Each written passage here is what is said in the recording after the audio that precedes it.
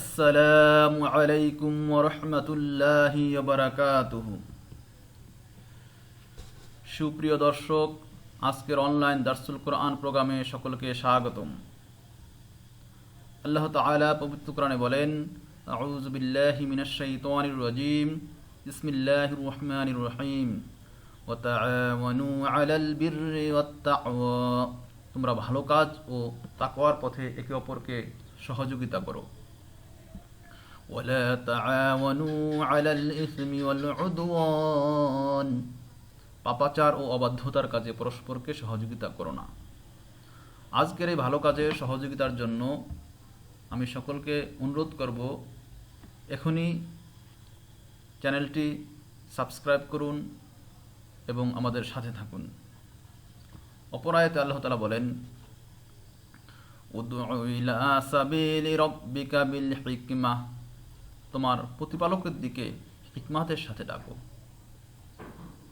বর্তমান সময়ে দাওয়াতি কাজের জন্য সবচেয়ে বড় মাধ্যম হচ্ছে তথ্য যোগাযোগ প্রযুক্তি। আমি সকলকে অনুরোধ করব, আজকের এই দার্সের প্রোগ্রামটি আপনার বন্ধুদের সাথে শেয়ার করুন। আপনার শেয়ারের কারণে একজন মানুষ যদি হেদায়েতের পথে আসে, তা হবে আপনার জীবনের জন্য অনেক বড় পাওয়া।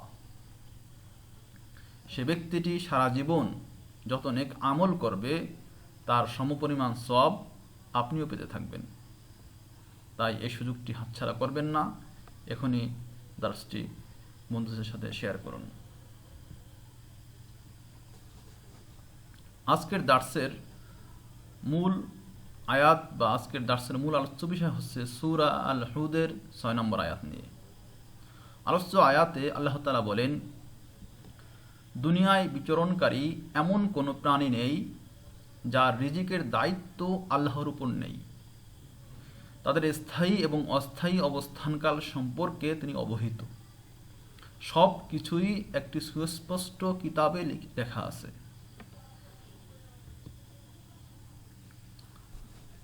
এ সূরার ৫৩ নম্বর আয়াতে হুদ আলাইহিস সালাম এবং তার কওমের কথা উল্লেখ আছে। এর ভিত্তিতেই এ নামকরণ করা হয়েছে।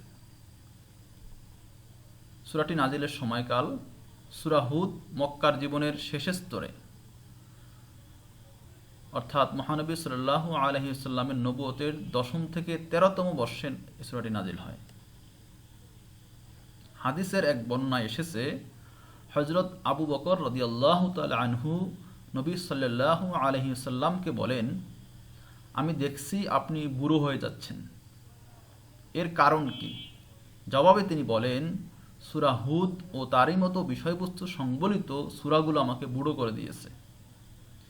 এ থেকে অনুমান করা যাবে, যখন একদিকে কুরাইশ বংশীয় কাফেররা নিজেদের সমস্ত অস্ত্র নিয়ে নবী সাল্লাল্লাহু আলাইহি ওয়াসাল্লামের সত্যের দাওয়াতকে স্তব্ধ করে দিতে চাচ্ছিল, ঠিক ওই সময়ই এ সূরাটি নাজিল হয়। সূরাটির আলোচ্য বিষয়। এ সূরার আলোচ্য বিষয় দাওয়াত, উপদেশ ও সতর্কবাণী। এখানে বলা হয়েছে, নবীর কথা মেনে নাও, শিরক থেকে বিরত হও, অন্য সবার বন্দেগী ত্যাগ করে একমাত্র আল্লাহ তাআলার বান্দা হয়ে যাও এবং নিজেদের দুনিয়ার জীবনের সমস্ত ব্যবস্থা আখিরাতে জবাবদিহির অনুভূতির ভিত্তিতে গড়ে তোলো। এ সূরায় যে উপদেশ দেওয়া হয়েছে তা হলো, দুনিয়ার জীবনের বাহ্যিক দিকের উপর ভরসা করে যেসব জাতি আল্লাহর নবীদের দাওয়াত প্রত্যাখ্যান করেছে, ইতিপূর্বে তারা অত্যন্ত ভয়াবহ পরিণতির সম্মুখীন হয়েছে। এমত অবস্থায় ইতিহাসের ধারাবাহিক অভিজ্ঞতায় যে পথটি ধ্বংসের পথ হিসাবে চূড়ান্তভাবে প্রমাণিত হয়েছে, সেই একই পথে তোমাদেরও চলতেই হবে। এ ধরনের মনোভাব ত্যাগ করতে হবে। এ সূরার মাঝে যে সতর্কবাণী উচ্চারিত হয়েছে তা হচ্ছে, আযাব আসতে যে দেরি হচ্ছে তা আসলে একটি অবকাশ মাত্র। আল্লাহ তাআলা নিজ অনুগ্রহে তোমাদের এই অবকাশ দান করেছেন।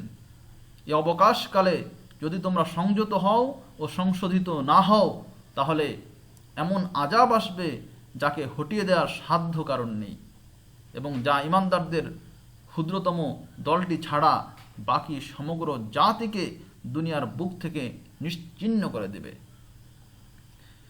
এই বিষয়বস্তুসমূহ উপলব্ধি করার জন্য সরাসরি সম্বোধন করার তুলনায় নূহের জাতি, আদ, সামুদ, লুতের জাতি, মাদায়ানবাসী ও ফিরাউন সম্প্রদায়ের ঘটনাবলীর সাহায্য গ্রহণ করা হয়েছে বেশি করে।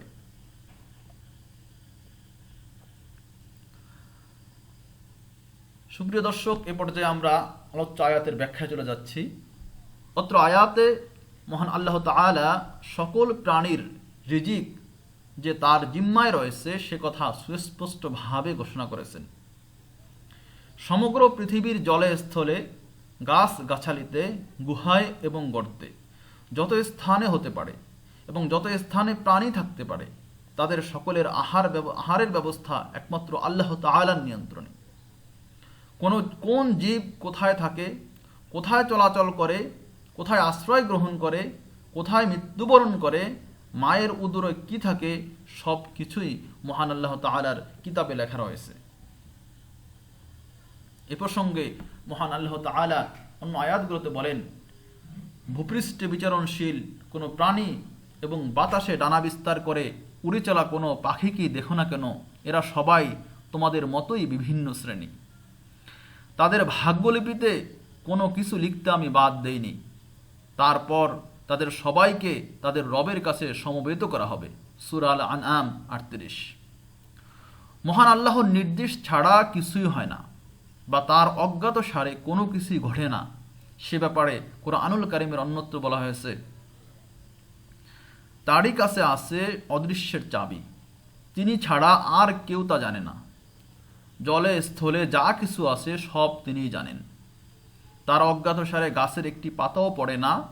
মৃত্তিকার অন্ধকার প্রদেশে এমন কোনো শস্য কণাও নেই যে সম্পর্কে তিনি অবগত নন।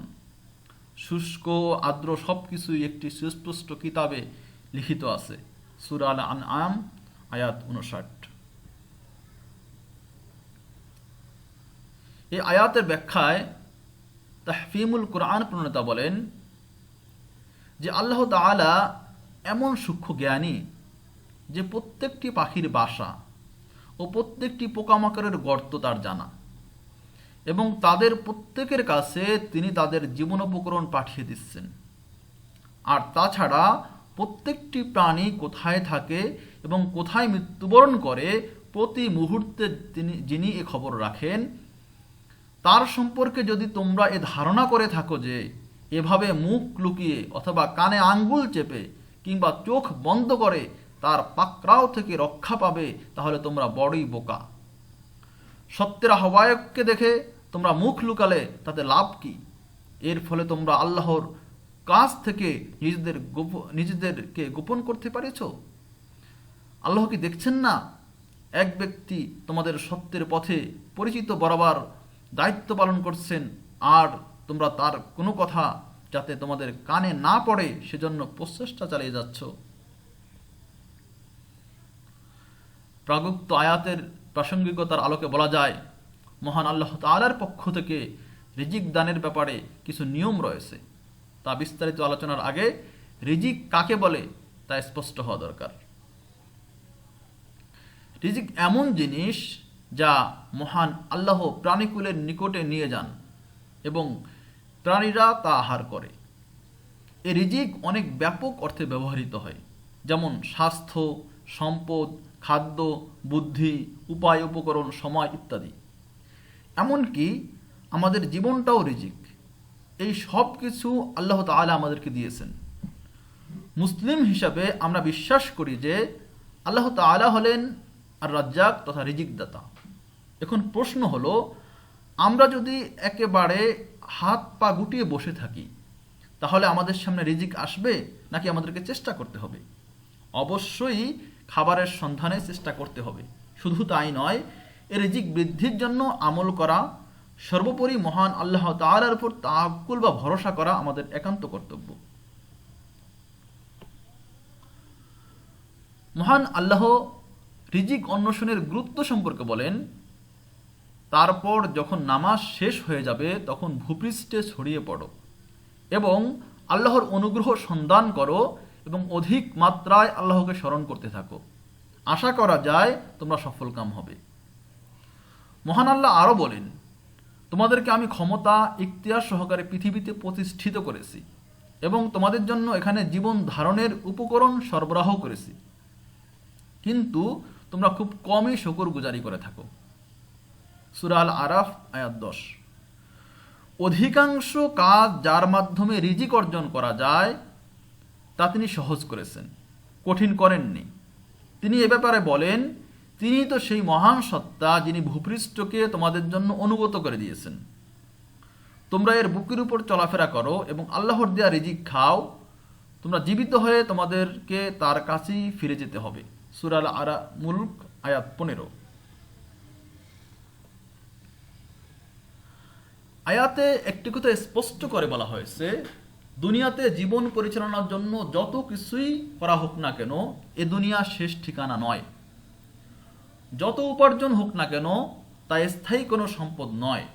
সকলকে অবশ্যই একদিন এ দুনিয়া ছেড়ে চলে যেতে হবে, আল্লাহর সামনে দাঁড়াতে হবে। সেদিন প্রত্যেক ব্যক্তিকে অবশ্যই তার উপার্জন সম্পর্কে জিজ্ঞাসা করা হবে। আল্লাহর সামনে হিসাব দিতে হবে কোন স্থান থেকে সে উপার্জন করলো এবং কোথায় ব্যয় করলো। এ সম্পর্কে হাদিস শরীফে এসেছে, ইবনে মাসউদ রাদিয়াল্লাহু তাআলা আনহু থেকে বর্ণিত আছে, নবী সাল্লাল্লাহু আলাইহি ওয়াসাল্লাম বলেছেন, কিয়ামত দিবসে 5টি বিষয় সম্পর্কে জিজ্ঞাসাবাদ হওয়ার পূর্ব পর্যন্ত আদম সন্তানের পদদয় আল্লাহ তাআলার নিকট হতে সরাতে পারবে না। তার জীবনকাল সম্পর্কে, কিভাবে তা অতিবাহিত করেছে, তার যৌবনকাল সম্পর্কে, কি কাজে তা ব্যয় করেছে, তার ধন সম্পদ সম্পর্কে, কোথা হতে তা উপার্জন করেছে এবং তা কি কি খাতে ব্যয় করেছে এবং সে কতটুকু জ্ঞান অর্জন করেছিল, সে মোতাবেক কি কি আমল করেছে। সুপ্রিয় দর্শক, আমরা সবাই চাই যে আমাদের রিজিক বৃদ্ধি হোক। এই রিজিক বৃদ্ধি হওয়ার জন্য কোরআন এবং হাদিসে কি কি আমল রয়েছে। কোরআন এবং হাদিসে রিজিক বৃদ্ধির জন্য যে আমলগুলো রয়েছে, সে আমলগুলোর মধ্যে সর্বশ্রেষ্ঠ আমল হচ্ছে তাকওয়া বা খোদাভীতি অর্জন করা। মহান আল্লাহ তাআলার প্রতি ঈমান আনা ও খোদাভীতি অবলম্বন করা, এটা হচ্ছে রিজিক বৃদ্ধির জন্য সবচেয়ে বড় আমল। মহান আল্লাহ তাআলা এই ব্যাপারে বলেন, জনপদগুলোর লোকেরা যদি ঈমান আনত আর তাকওয়া অবলম্বন করত, তাহলে আমি তাদের জন্য আসমান আর জমিনের কল্যাণ উন্মুক্ত করে দিতাম, কিন্তু তারা সত্যকে প্রত্যাখ্যান করল, কাজেই তাদের কৃতকর্মের কারণে তাদেরকে পাকড়াও করলাম। সূরা আল আরাফ আয়াত 96। তিনি আরো বলেন যে আল্লাহকে ভয় করো, আল্লাহ তার জন্য কোনো পথ না কোনো পথ বের করে দিবেন। যে আল্লাহকে ভয় করে, আল্লাহ তাআলা তার জন্য কোনো না কোনো পথ বের করে দিবেন আর তাকে রিজিক দিবেন এমন উৎস থেকে যা সে ধারণাও করতে পারে না। সূরা তালাক আয়াত 2-3। সুতরাং আল্লাহকে ভয় করলে রিজিকের ব্যবস্থা আল্লাহ তাআলা অবশ্যই করে দিবেন।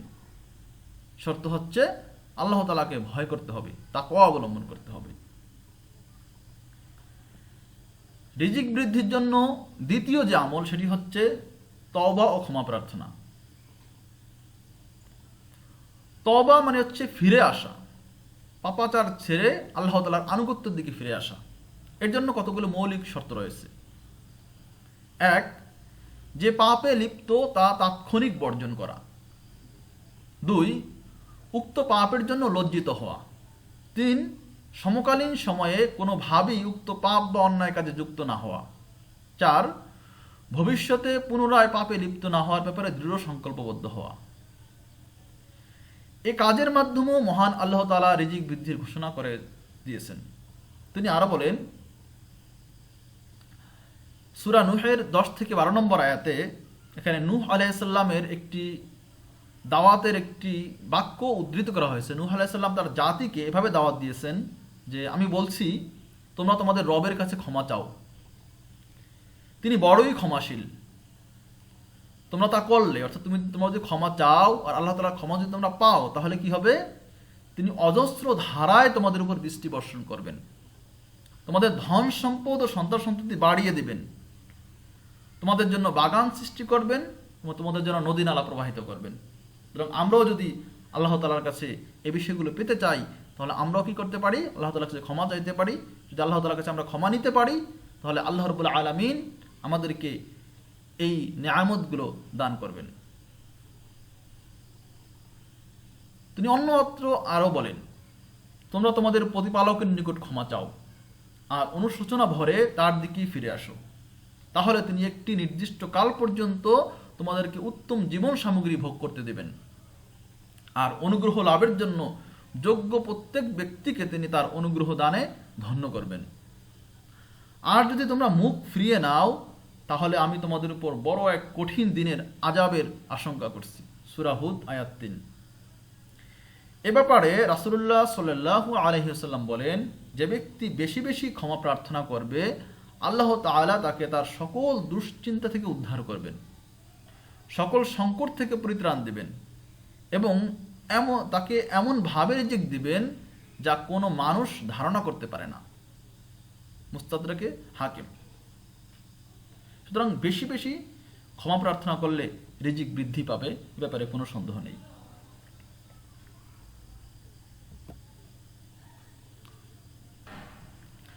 রিজিক বৃদ্ধির জন্য তৃতীয় আমল হচ্ছে আল্লাহ তাআলার উপর পরিপূর্ণ ভরসা করা। এ ব্যাপারে মহান আল্লাহ তাআলার ঘোষণা, যে কেউ আল্লাহ তাআলার উপর ভরসা করে তবে তার জন্য তিনিই যথেষ্ট। আল্লাহ নিজের কাজ সম্পূর্ণ করবেনই। আল্লাহ প্রতিটি জিনিসের জন্য করেছেন একটা সুনির্দিষ্ট মাত্রা। সূরা তালাক আয়াত ৩। এ ব্যাপারে নবী করিম সাল্লাল্লাহু আলাইহি ওয়াসাল্লাম বলেন, তোমরা যদি আল্লাহর উপর যথাযথ ভরসা করো, তাহলে তোমাদেরকে জীবিকা দেয়া হবে ওইভাবে যেভাবে দেয়া হয় পাখিকে।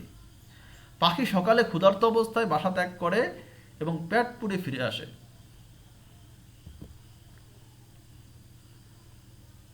রিজিক বৃদ্ধির জন্য আরেকটি গুরুত্বপূর্ণ আমল হচ্ছে আল্লাহ তাআলার ইবাদতে গভীরভাবে মনোনিবেশ করা। এ প্রসঙ্গে মহান আল্লাহ তাআলা বলেন, হে ঈমানদারগণ, সবর ও নামাজের দ্বারা আল্লাহর সাহায্য গ্রহণ করো। আল্লাহ সবরকারীদের সাথে আছেন। সূরা বাকারা আয়াত ১৫৩। নবী সাল্লাল্লাহু আলাইহি ওয়াসাল্লাম এ ব্যাপারে বলেন, আবু হুরায়রা রাদিয়াল্লাহু তাআলা আনহু থেকে বর্ণিত, তিনি বলেন, রাসূলুল্লাহ সাল্লাল্লাহু আলাইহি ওয়াসাল্লাম বলেন, অর্থাৎ আল্লাহ তাআলা বলেন, হে আদম সন্তান, আমার ইবাদতের জন্য আত্মনিয়োগ করো। আমি তোমার অন্তরকে অভাবমুক্ত করব, তোমার অভাবকে মোচন করব। আর যদি এরূপ না করো, তাহলে তোমার হাতকে কর্মব্যস্ত করে দিব এবং তোমার অভাব মোচন করব না। সুতরাং আমরা যদি অভাব মোচন করতে চাই, আমাদের অন্তরকে অভাবমুক্ত করতে চাই, তাহলে আমাদের কর্তব্য হচ্ছে আল্লাহ তাআলার ইবাদতে মনোযোগী হয়ে যাওয়া। আর আল্লাহ তাআলার দায়িত্ব হচ্ছে, আল্লাহ তাআলা আমাদেরকে ওয়াদা দিয়েছেন, তিনি আমাদেরকে অভাব মোচন করে দিবেন, অভাব দূর করে দিবেন। আর আল্লাহ তাআলা কখনোই ওয়াদা ভঙ্গ করেন না। সুপ্রিয় দর্শক, অনুরূপ আরেকটি হাদিস রয়েছে মাকাল বিন ইয়াসির রাদিয়াল্লাহু তাআলা আনহু থেকে বর্ণিত। তিনি বলেন, রাসূলুল্লাহ সাল্লাল্লাহু আলাইহি ওয়াসাল্লাম বলেছেন, আল্লাহ তাআলা বলেন, হে আদম সন্তান, আমার ইবাদতের জন্য আত্মনিয়োগ করো। আমি তোমার অন্তরকে অভাবমুক্ত করব এবং তোমার হাতকে জীবিকায় পরিপূর্ণ করে দিব। হে আদম সন্তান, আমার হতে দূরে সরে যেও না। যদি যাও, তাহলে তোমার অন্তরকে সংকীর্ণ দরিদ্র করে দিব আর তোমার দুহাত কর্মব্যস্ত করে দিব। রিজিক বৃদ্ধির জন্য আরেকটি গুরুত্বপূর্ণ আমল হচ্ছে আত্মীয়তার সম্পর্ক রক্ষা করা। এ প্রসঙ্গে হাদিস শরীফে এসেছে, আলী রাদিয়াল্লাহু তাআলা আনহু কর্তৃক বর্ণিত, তিনি বলেন, নবী সাল্লাল্লাহু আলাইহি ওয়াসাল্লাম বলেছেন, যে ব্যক্তি পছন্দ করে যে তার বয়স বৃদ্ধি করা হোক, তার জীবিকা বৃদ্ধি করা হোক এবং জঘন্য মৃত্যু থেকে সে পরিত্রাণ পাক, তাহলে সে যেন আল্লাহকে ভয় করে এবং আত্মীয়তার বন্ধন বজায় রাখে। তিনি আরো বলেন, যে ব্যক্তি পছন্দ করে তার রিজিক অথবা তার হায়াত বৃদ্ধি হোক, সে যেন তার আত্মীয়তার বন্ধন বজায় রাখে। বুখারী। এছাড়া আরো যা করলে রিজিক বেড়ে যাবে তা হচ্ছে আল্লাহর প্রতি অর্থ ব্যয় করা। মহান আল্লাহ তাআলা বলেন, হে নবী, তাদেরকে বলো, আমার রব তার বান্দাদের মধ্য থেকে যাকে চান মুক্ত হস্তে রিজিক দান করেন এবং যাকে চান মাপা জোখা দেন। যা কিছু তোমরা ব্যয় করে দাও তার জায়গায় তিনি তোমাদের আরও দেন। তিনি সব রিজিক দাতার চেয়ে ভালো রিজিক দাতা। নবী করিম সাল্লাল্লাহু আলাইহি সাল্লাম এই ব্যাপারে বলেন, আবু হুরায়রা রাদিয়াল্লাহু তাআলা আনহু থেকে বর্ণিত, তিনি বলেন রাসূলুল্লাহ সাল্লাল্লাহু আলাইহি ওয়াসাল্লাম বলেছেন, বান্দাগণ যখন প্রভাত করে তখন দুজন ফেরেশতা অবতরণ করে। তাদের একজন বলেন, হে আল্লাহ, যে ব্যক্তি তোমার পথে ব্যয় করে তাকে উত্তম প্রতিদান দাও। আর অপরজন বলেন, হে আল্লাহ, কৃপণের মাল ধ্বংস করো। রাসূলুল্লাহ সাল্লাল্লাহু আলাইহি ওয়াসাল্লাম আরও বলেন, আবু হুরায়রা রাদিয়াল্লাহু তাআলা আনহু থেকে বর্ণিত, রাসূলুল্লাহ সাল্লাল্লাহু আলাইহি ওয়াসাল্লাম বলেন, আল্লাহ তাআলা বলেন, হে আদম সন্তান, খরচ করো, আমি তোমার উপর খরচ করব। আল্লাহর পথে হিজরত করার মাধ্যমে রিজিক বেড়ে যায়। মহান আল্লাহর ঘোষণা, যে ব্যক্তি আল্লাহর পথে হিজরত করবে সে পৃথিবীতে বহু আশ্রয়স্থল এবং প্রাচুর্য প্রাপ্ত হবে।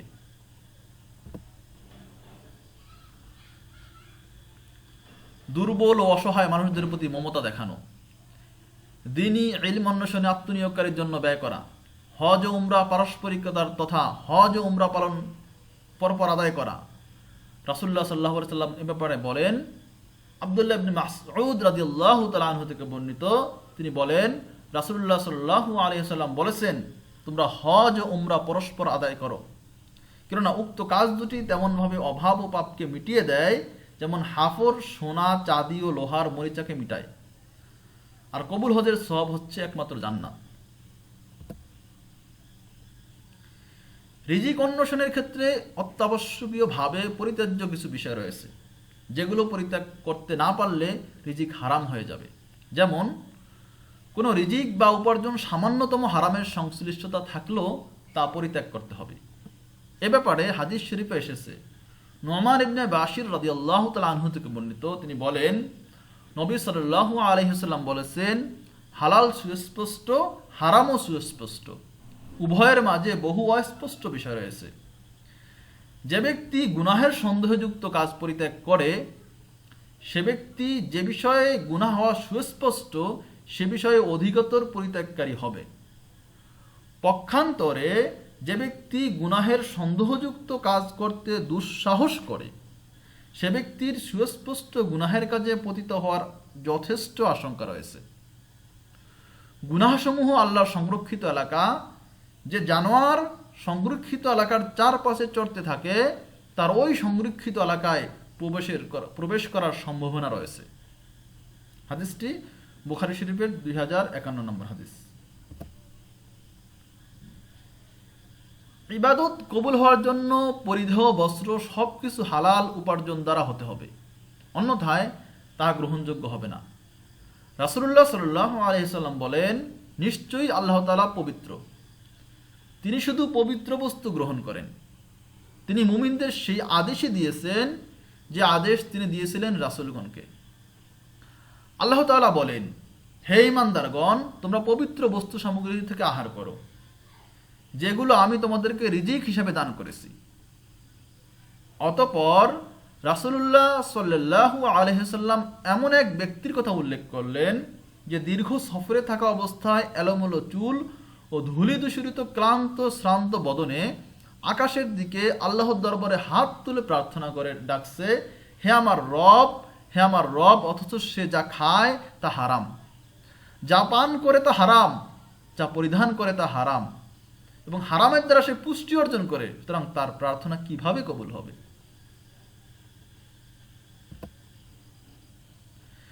মিথ্যাচার ও প্রতারণার আশ্রয় গ্রহণের মাধ্যমে সম্পদ বা রিজিক অর্জন না করা।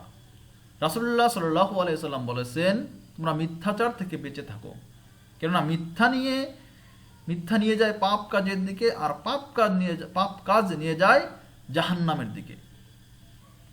সুদের সাথে কোনো অবস্থাতেই সম্পৃক্ত না থাকা, এ ব্যাপারে মহান আল্লাহ খুব শক্তভাবে সতর্ক করেছেন। তিনি বলেছেন, হে মুমিনগণ, তোমরা আল্লাহকে ভয় করো এবং সুদের যা অবশিষ্ট আছে তা পরিত্যাগ করো, যদি তোমরা মুমিন হও। কিন্তু যদি তোমরা তা না করো তাহলে আল্লাহ ও তার রাসূলের পক্ষ থেকে যুদ্ধের ঘোষণা নাও। আর যদি তোমরা তওবা করো তবে তোমাদের মূলধন তোমাদেরই থাকবে, তোমরা জুলুম করবে না এবং তোমাদের প্রতিও জুলুম করা হবে না। জুলুম একটি সর্বাধিক নিন্দনীয় অপরাধ যা শক্তিমান মানুষ করে থাকে, আর দুর্বল ব্যক্তি নীরবে তা সহ্য করে এবং আল্লাহর নিকট বিচার পেশ করে। জুলুমের পরিণতি অত্যন্ত ভয়াবহ হওয়ার কারণে ইসলামে যে কোনো ধরনের জুলুম নিষিদ্ধ করা হয়েছে। এই পন্থায় চলা কোনো ব্যক্তি আখেরাতে একেবারে রিক্তহস্ত হয়ে যাবে। সুতরাং এ পথে সম্পদ অর্জন একেবারে চিরতরে পরিত্যাগ করতে হবে।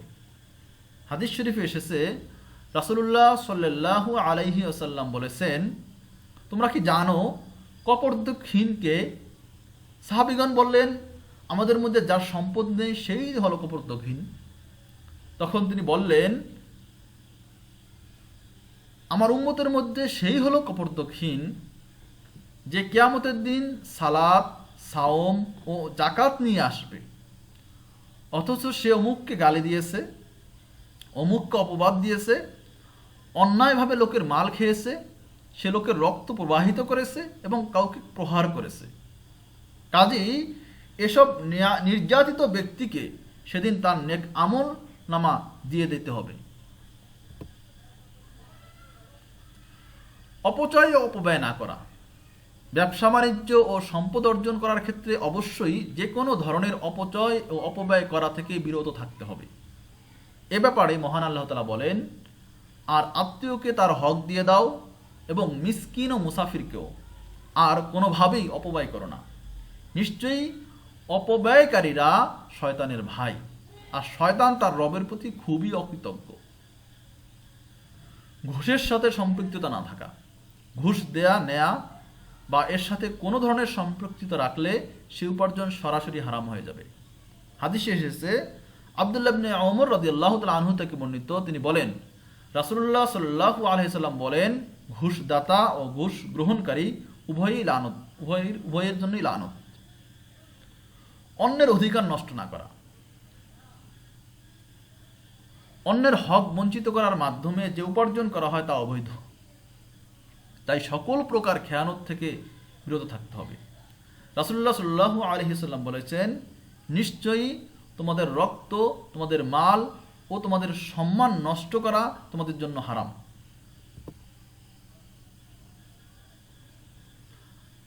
আলোচ্য আয়াতের থেকে শিক্ষা বা আজকের দার্স থেকে শিক্ষা, মানব মনে যত প্রকার চাহিদার উদয় হয় সর্বাবস্থায় তা মহান আল্লাহর নিকট পেশ করতে হবে।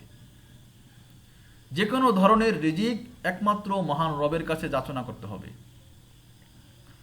কোনো প্রয়োজন পূরণ হতে দেরি হলেও ধৈর্য ধারণ করতে হবে। কোনো ধরনের শিরক বিদআতের আশ্রয় গ্রহণ করা যাবে না। সর্বাবস্থায় হালাল রিজিক যত কঠিন হোক আহরণ করতে হবে, হারাম রিজিক যত সহজ হোক পরিত্যাগ করতে হবে।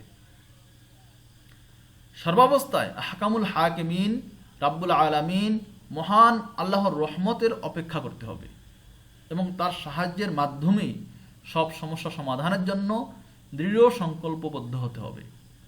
মহান আল্লাহ আমাদের সকলকে কবুল করুন, সঠিক পথে পরিচালনা করুন।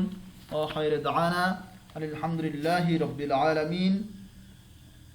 বারাকাল্লাহু লানা ওয়া লাকুম ফিল কুরআনিল আযীম ওয়া নাফা'আনি ওয়া ইয়্যাকুম বিমা ফীহি মিনাল আয়াতি ওয়াজ যিকরিল হাকীম।